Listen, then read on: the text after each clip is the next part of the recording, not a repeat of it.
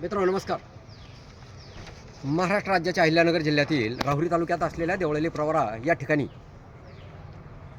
राहुरी फॅक्टरीवरील नगर मनमाड महामार्गावर असलेल्या श्रीरामपूरकडे जाणारा आणि ताहराबादकडे जाणारा जो चौक आहे, या विठामाधव चौकामध्ये ताहराबादकडनं खडी क्रशरमधून येणारी खडी आणि मुरुम वाहतूक सध्या मोठ्या प्रमाणावरती डंपरच्या साह्याने चालू आहे.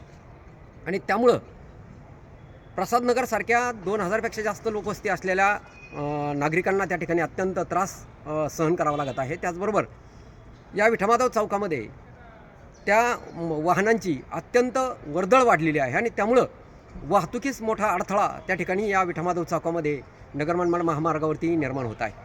आणि त्यामुळं आज प्रहारच्या वतीनं मान्य जिल्हाधिकारी साहेबांची समक्ष भेट घेऊन आम्ही या ठिकाणी निवेदन दिलेलं आहे. आणि ही वाहतूक प्रसादनगरच्या अगोदर उजव्या बाजूला म्हणजे गुंजाळ नाक्याच्या दिशेने राहुरीला जायचं असेल तर, आणि दुसरी बाजू गणेगावच्या दिशेने गणेगाव रोडनी कोल्हारच्या दिशेने जाणारी वाहतूक या ठिकाणी वळवण्यात यावी, या जड वाहतुकीची अशा पद्धतीची आम्ही विनंती आज समक्ष जिल्हाधिकारी साहेबांकडे केलेली आहे. आणि जिल्हाधिकारी साहेबांनी त्या ठिकाणी तात्काळ ट्रॅफिककडनं अहवाल या ठिकाणी वाहतूक शाखेकडनं मागवलेला आहे आणि त्या अहवालावरती रिपोर्टचा विचार करून ही वाहतूक त्या ठिकाणी वळविण्याचं आश्वासन या ठिकाणी जिल्हाधिकारी साहेबांनी दिलेलं आहे.